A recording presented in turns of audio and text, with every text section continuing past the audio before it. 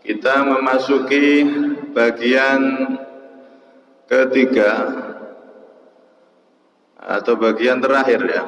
Bagian terakhir dari hadis yang ke-25. Nabi SAW setelah beliau menerangkan tentang zikir tasbih ataupun zikir ini itu semuanya mengandung pahala sedekah, termasuk kemarin amar ma'ruf nahi mungkar juga berpahala sedekah, maka beliau pun melanjutkan dengan sabdanya, wa fi bud'i ahadikum shadaqatun, dan di dalam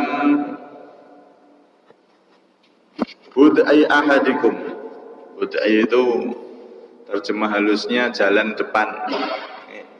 Jalan depan dari salah satu kalian adalah sedekah. Artinya kalian berkumpul dengan istri yang halal itu juga bernilai sedekah. Subhanallah. Seorang suami berkumpul dengan istrinya itu mendapatkan pahala yang besar dan juga terhitung sebagai sedekah. Maka saat itu para sahabat bertanya, qalu, mereka berkata, ya Rasulullah, wahai Rasulullah, ayati ahaduna syahwatahu wa yakunu lahu fiha ajr. Ya Rasulullah, apakah salah satu dari kita itu mendatangi syahwatnya kemudian dia mendapatkan pahala dari itu, wahai Rasulullah? Duh, iya toh Rasulullah, kita berkumpul dengan istri itu kan urusan syahwat, apakah kita juga dapat pahala dari itu? Maka dijawab oleh Rasulullah dengan pertanyaan, ara'aitum law wadu'aha fi haram akana alaihi fiha wizr. Wahai para sahabat, coba andaikan seorang dari kalian itu meletakkan syahwatnya di tempat yang haram, apakah dapat dosa? Fagadzalika idza wadu'aha fil halal kana lahu ajr. Maka sebagaimana jika ada orang meletakkan syahwatnya di tempat yang haram, dia dapat dosa. Maka begitu juga Allah Subhanahu wa taala memberi pahala jika syahwat tersebut diletakkan di tempat yang halal alias istrinya. Insyaallah. Jadi kumpul sama istri itu bernilai pahala di sisi Allah Subhanahu wa taala. Begitu maha dermawannya Allah Subhanahu wa taala. Karena itu enten banyolan ibadah sing paling khusyuk dan paling bisa meresapi ya cuman ini. Sholat ya khusyuknya kadang-kadang, baca Quran kadang-kadang. Tapi kalau ini apa yang cilik-cilik doang. Maka itu subhanallah diberi pahala besar oleh Allah, dan juga termasuk pahala yang didapat adalah pahala sedekah. Masyaallah. Sebagaimana jika diletakkan di tempat yang haram dapat dosa, maka diletakkan di tempat yang halal istrinya dapat pahala yang banyak.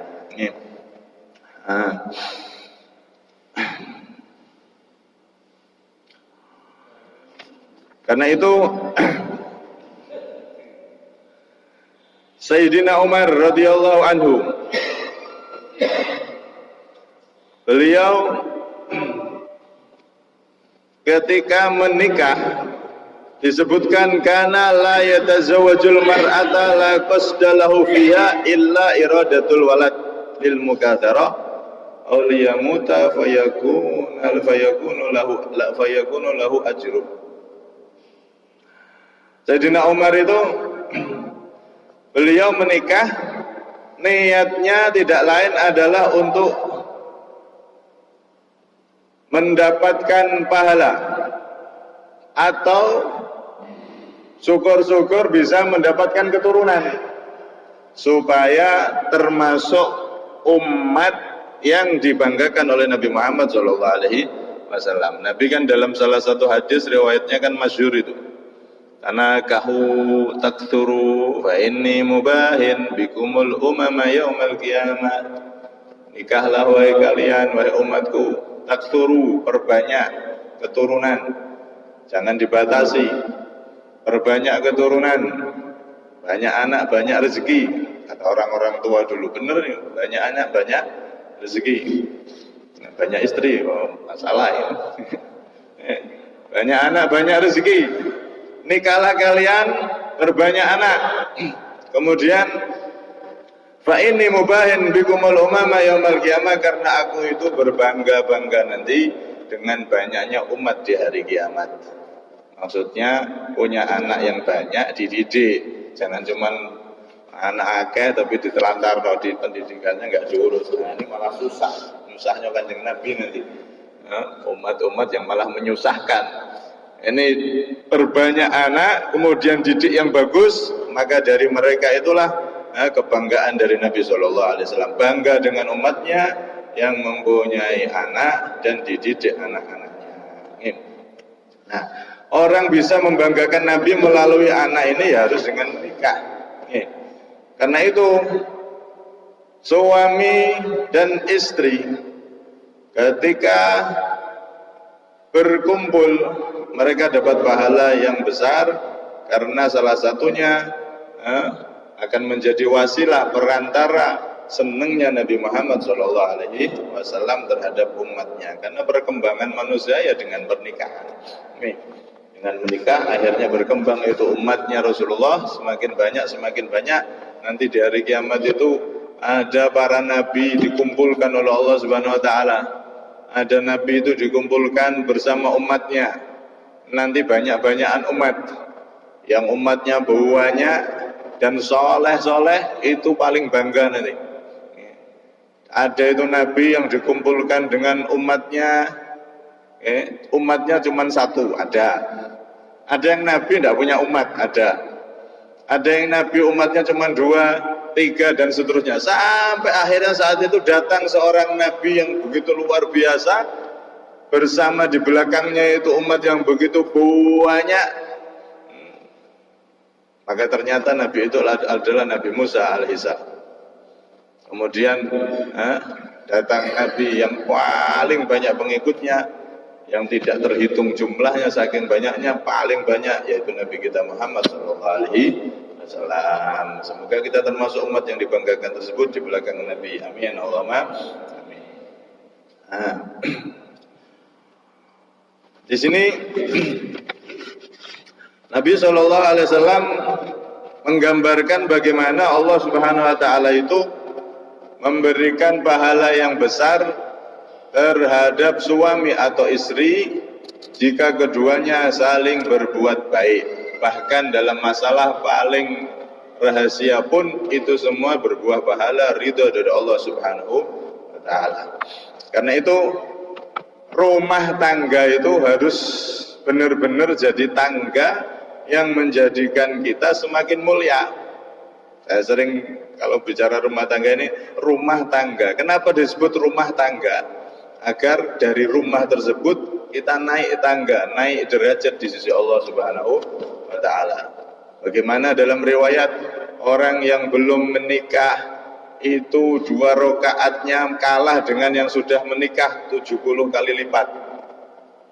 Orang yang sudah menikah itu sholat sekali lebih utama daripada jomblo yang sholat 70 kali. 70 rakaat perbandingannya. Berarti orang nikah itu secara otomatis pahala-pahala semua ibadahnya dilipat gandakan oleh Allah Subhanahu Wa Taala. Beda yang belum menikah sama yang sudah menikah itu, pahala yang didapat sama-sama sholat sekali, tapi pahalanya berbeda di sisi Allah Subhanahu Wa Taala. Menunjukkan memang rumah tangga ini adalah benar-benar rumah yang ada tangga yang bisa naik derajat seseorang tersebut di sisi Allah semakin tinggi, semakin mulia. Karena itu ketika seseorang sudah berumah tangga, Maka Nabi SAW mencontohkan agar suami dan istri saling menghargai. Lebih-lebih suami, ukuran kemuliaan seorang laki-laki itu bisa dilihat bagaimana dia memuliakan istrinya. Sampai Nabi SAW bersabda kama qol, ma akraman nisaa illa karim wa ma ahanahunna illa laim. Tidaklah memuliakan istri kecuali suami yang mulia, laki-laki yang mulia. Sebaliknya tidaklah menjadikan hina istri, seenaknya dengan istri, memperlakukan istri seenaknya sendiri, kecuali suami yang hina di sisi Allah Subhanahu wa ta'ala. Karena itu Nabi SAW beliau sampai mengatakan khairukum li ahli wa ana khairukum li ahli.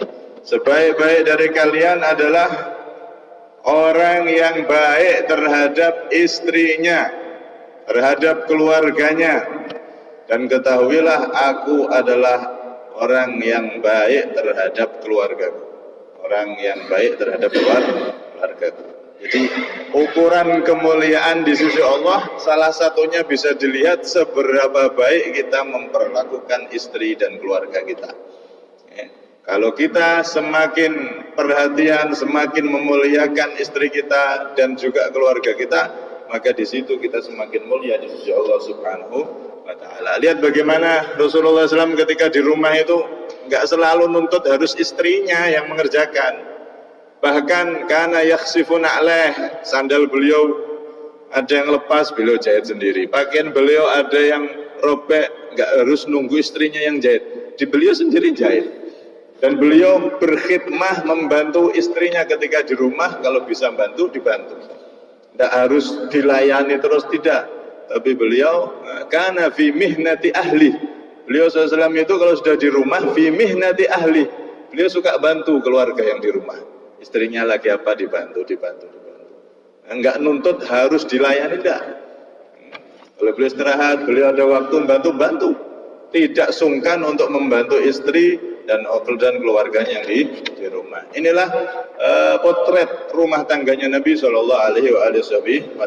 Jangan sampai kita itu seakan-akan jadi harimau, jadi singa. Kadang orang itu saking menakutkannya, istrinya takut, anaknya takut. Awalnya istri sama anaknya bercanda, bergurau-gurau, suaminya datang langsung diam semua.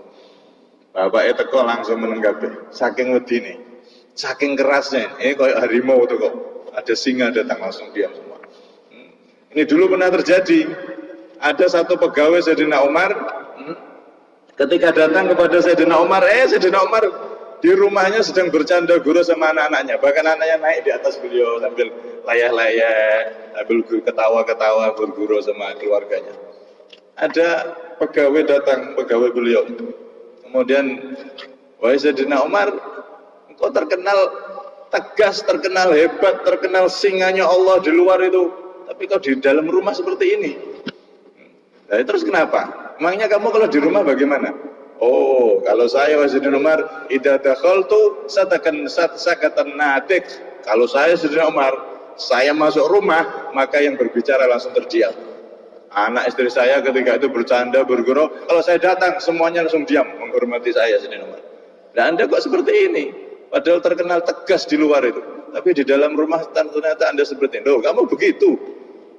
Kalau sama keluargamu ternyata seperti itu. Udah, kalau begitu tazilana. Udah mulai sekarang kamu saya pecat, enggak jadi pegawai lagi. Loh, kenapa? Karena fa innaka lam tarfuk bi ahlik fa kaifa bi ummati Rasulullah sallallahu alaihi wasallam. Karena engkau enggak bisa berlemah lembut dengan keluargamu saja, enggak bisa. Bagaimana engkau bisa berlemah lembut menjadi pegawai terhadap umatnya Nabi sallallahu alaihi wasallam? Dipecat sama beliau. Kenapa? Karena memang Nabi di dalam keluarganya itu seperti itu, lemah lembut beliau. Cuman laki-laki itu di dalam kitab Hidayatul Hidayah itu disebutkan, diterangkan. Kalau tidak salah itu. Jadi suami itu jangan terlalu keras seperti harimau, singa, wedi kabeh, bojone wedi, anake wedi kabeh. Jangan juga terlalu lembek seperti kucing, enggak ada yang takut. Istrinya maksiat dibiarkan, anaknya maksiat dibiarkan, dia ngingetno ngelawan semua berani sama dia. Jangan terlalu keras seperti harimau, jangan juga terlalu lembek seperti kucing. Baina dzalik, tengah-tengah. Ada saatnya jadi suami yang lembut, ramah sama keluarganya. Ada saatnya tegas, jadi suami yang tegas. Ketika istri anaknya mau bermaksiat, mau melakukan hal-hal yang tidak diridhoi Allah, maka di situ tegas. Suami melarang, diarahkan mereka semua agar tidak terjerumus dalam dosa. Jangan jadi singa terus, tapi juga jangan jadi kucing. Akhirnya nggak ada yang wedi, bojone nggak wedi, anaknya nggak wedi. Walah, bapak akan cerewet. Dilawan semua lah, jangan. Jadi suami yang kadang-kadang jadi singa, kadang-kadang juga lembut. Jangan jadi singa terus, jangan jadi kucing terus, tengah-tengah. Bisa pindah-pindah, bisa berubah-ubah. Kalau untuk hal-hal yang bersifat prinsip, jauhi maksiat, maka harus tegas. Tapi kalau untuk hal-hal yang bukan prinsip, bukan masalah taat atau maksiat, udah yang banyak memaafkan, yang banyak ngalah sama istri sama keluarga. Ini rumahnya tak catnya ya Pak, kuning, tak catnya pink, wes catan wes, sementing enggak dicat blondeng-blondeng. Mau dicat apa? Anak-anak mau dibelikan baju apa warna, wes terserah. Oh ini mau beli ini beli itu, terserah, nggak apa-apa. Jadi suami yang selalu ngalahan dengan istri dalam hal-hal yang mubah, hal-hal yang bukan maksiat kepada Allah Subhanahu Wa Taala, udah biar ngalah sama istrinya. Tapi kalau untuk hal-hal yang prinsip, untuk ketaatan ataupun kemaksiatan, maka di situ tegas jadi seorang suami. Nah, di sini ada beberapa amalan. Sebagaimana tadi suami istri itu kalau berkumpul pahalanya banyak. Nah orang itu kan tidak bisa jadi suami, tidak bisa jadi istri kecuali harus nikah. Nah kadang-kadang Allah Subhanahu Wa Taala itu menguji hambanya macam-macam. Ada yang sudah pengen nikah tapi tidak dapat jodoh. Ada yang sudah pengen nikah tapi tidak dapat jodoh. Sudah usaha sana usaha sini tetap belum dapat. Termasuk saya dulu juga agak lambat itu nikahnya. Itu macam-macam orang diuji. Nah di antara biar kita cepat dapat jodoh untuk yang belum nikah, nah wis nikah, warning, hati-hati. Di antara amalan dari para ulama, para guru kita, biar cepat nikah selain usaha adalah membaca firman Allah di surat Al-Qasas ayat 24. Bunyi ayatnya, Rabbi inni lima anzalta ilayya min khairin fakir. Rabbi inni lima anzalta ilayya min khairin fakir. Rabbi, wahai Tuhanku, ini sesungguhnya aku lima anzalta ilayya, kepada sesuatu yang engkau turunkan kepadaku, min khairin, dari kebaikan, maksudnya jodoh, fakir, aku sangat membutuhkan itu ya Allah. Baca ini sampai tapi maknanya minta jodoh sama Allah Subhanahu Wa Taala. Ini ayat ini dibuat wirid, dibaca setiap hari paling sedikit 100 kali. Al-Qasas ayat 24. Rabbi ini lima anzalta ilayya min khairin fakir, baca 100 kali paling sedikit, kalau bisa 300 kali. Kalau bisa lebih dari itu tambah bagus. Insya Allah tidak lama akan datang jodoh yang baik yang ditentukan oleh Allah Subhanahu wa Ta'ala. Orang itu kan kalau hidup ini kan penuh dengan cobaan.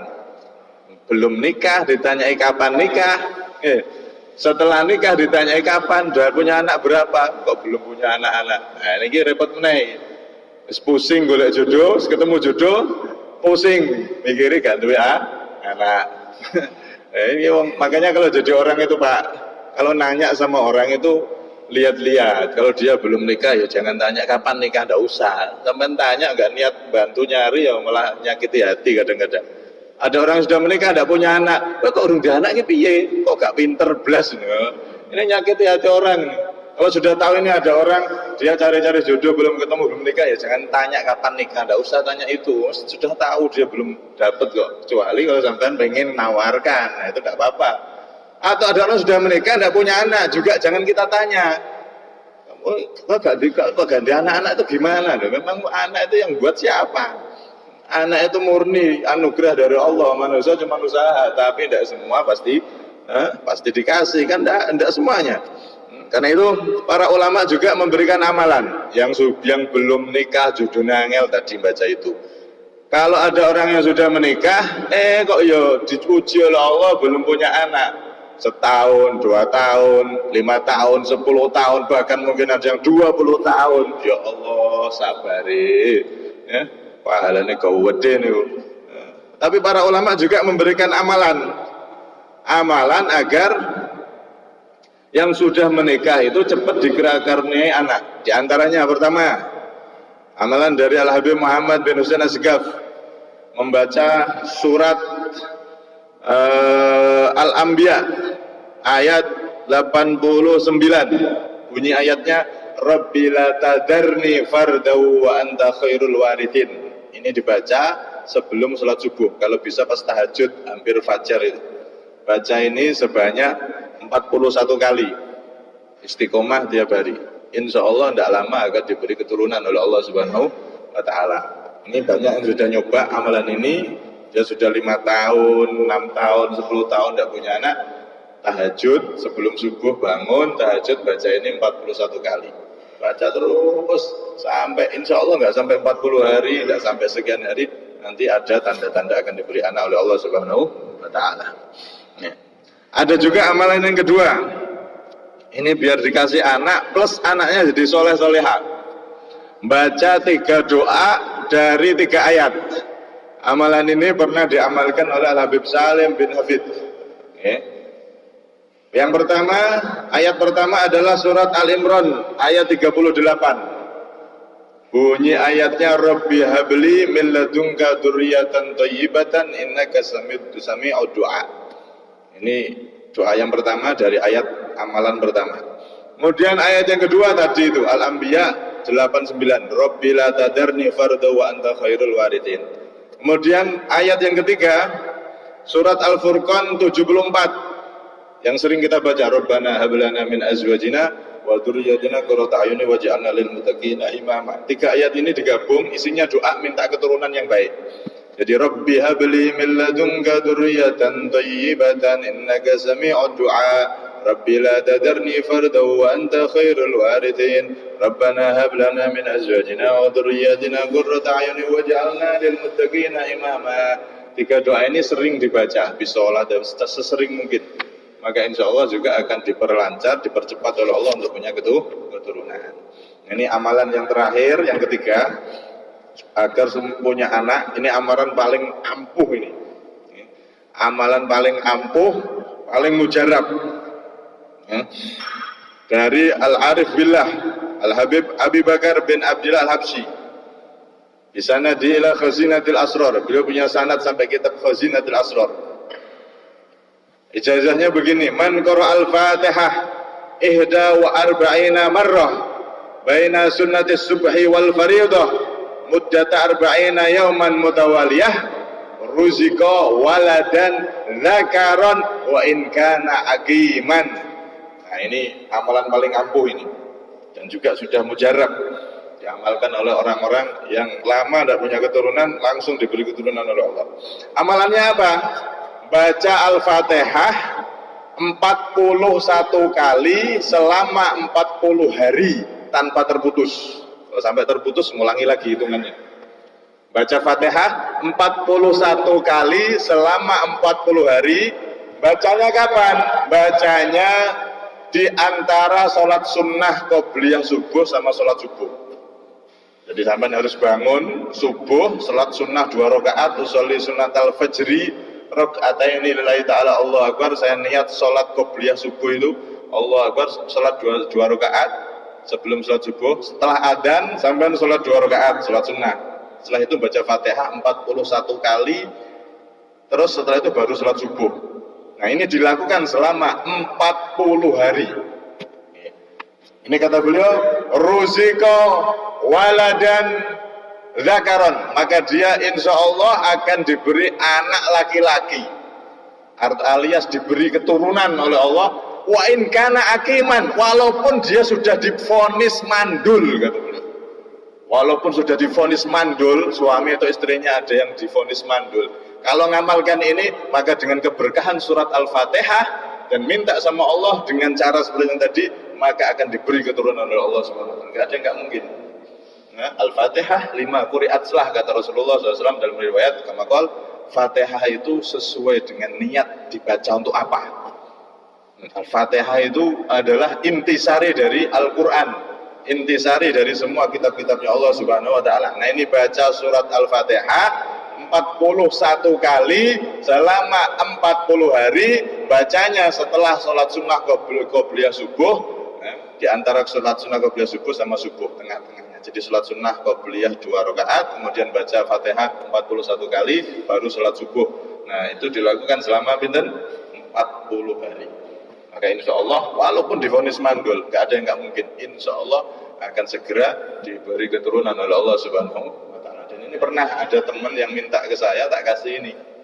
Alhamdulillah dilakoni tenan nih. Akhirnya benar diberi keturunan oleh Allah Subhanahu wa taala. Ini 40 hari bacanya 41 kali Al-Fatihah.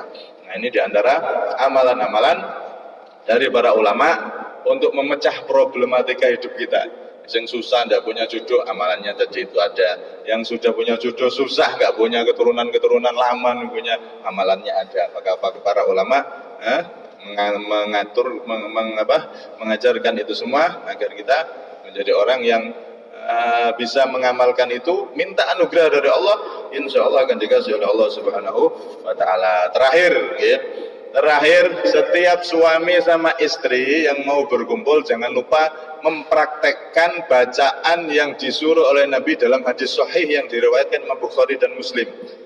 Dari Sayyidina Ibnu Abbas, Rasulullah SAW bersabda, "Lau anna ahadakum idza ata ahlahu wa qala bismillahi Allahumma jannibna syaitan wa jannibi syaitana ma razaqtana faqudiya bainahuma waladun lam yadurruhu."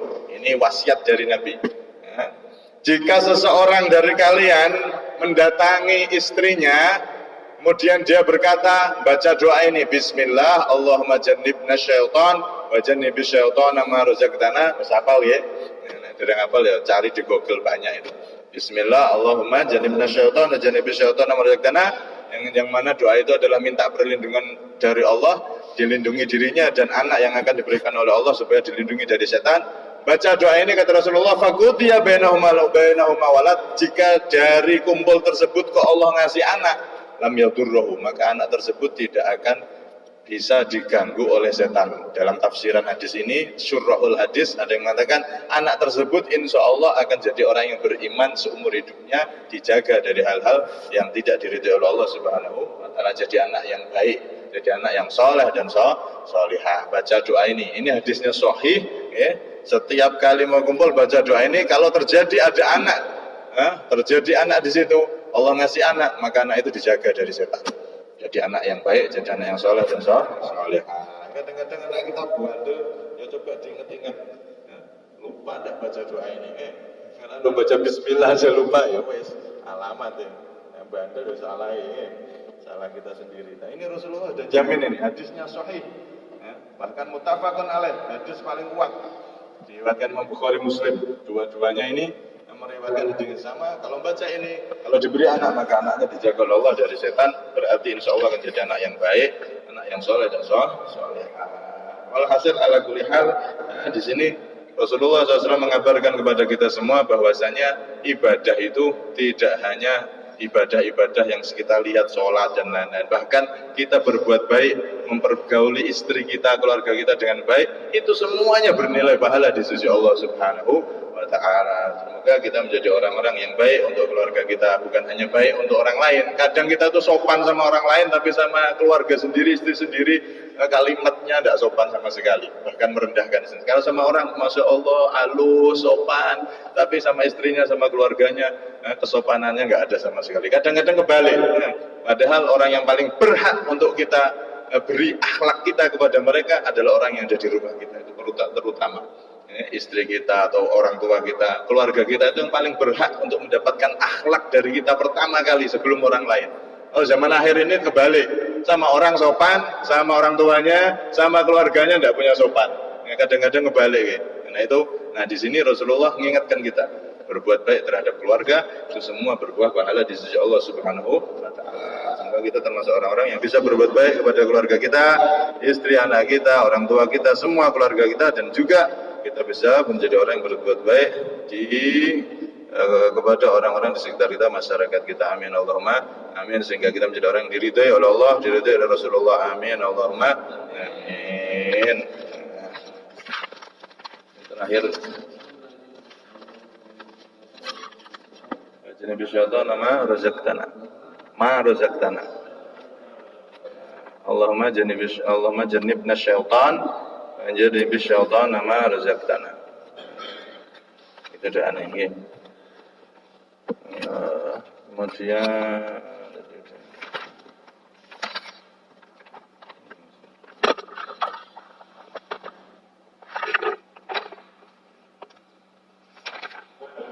Allahumma jannibna syaitan wa jannibna syaitan ma razaqtana. Bismillah ya Allahumma jannibna syaitan wa jannibna syaitan ma razaqtana. Antara kalimat bismillahnya. Bismillah Allahumma jannibna syaitan wa jannibna syaitan ma razaqtana.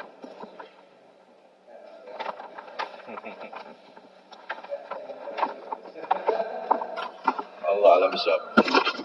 Nah, kalau yang sudah terlanjur bagaimana? Ada juga amalan itu. Anak-anak yang biar gak bandel niku setiap malam ketika mereka tidur bacakan Alam Nasrah sambil pegang dadanya. Bismillahirrahmanirrahim. Alam Nasrah laka sadrak. Sama ubun-ubunnya pegang baca Inna Anzalna 3 kali. Inna Anzalna fi lailatul qadri. Sama ubun-ubunnya dipegang gitu sambil dibacakan Inna Anzalna 3 kali, sama dadanya Alam Nasrah sekali. Itu biar merubah anak yang bandel, insyaallah jadi semakin baik. Kalau sudah terlanjur, misalnya lali betul-betul dungo, betul-betul dungo anak bandel. Nah niku, Inna Anzalna sambil megang ubun-ubun sama kalau di dada Alam Nasrah. Allah alam bisawab. Bismillahirrahmanirrahim.